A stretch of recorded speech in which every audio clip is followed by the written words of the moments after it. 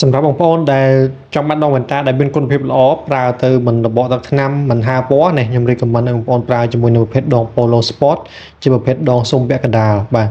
តែតើជាមួយគុណភាពដងនេះដែរបងប្អូនគឺជាប្រភេទជ័រតាន់បាទទម្ងន់រៀងធ្ងន់បន្តិចប៉ុន្តែបើតើតើជាមួយនឹងគុណភាពក៏ដូចជាការប្រើប្រាស់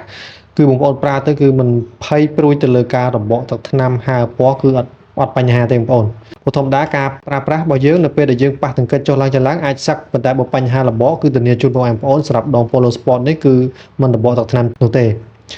ហើយតើតើជាមួយថ្ងៃនេះដែរអតិថិជនគាត់បានមកកាត់វ៉ែនតាមើលអសទេហើយកញ្ចក់ដែលគាត់ជ្រើសរើសនេះគឺជាកញ្ចក់ការពារពន្លឺបានល្អទៀតបងប្អូនឃើញពន្លឺពិលធ្លុះទៅខាងក្រោមគឺតិចមែនតើបាទអញ្ចឹងរាល់ការប្រើប្រាស់គ្រឿងអេឡិចត្រូនិករបស់ពុកម៉ែបងប្អូនដូចជាទូរស័ព្ទដៃកុំព្យូទ័រ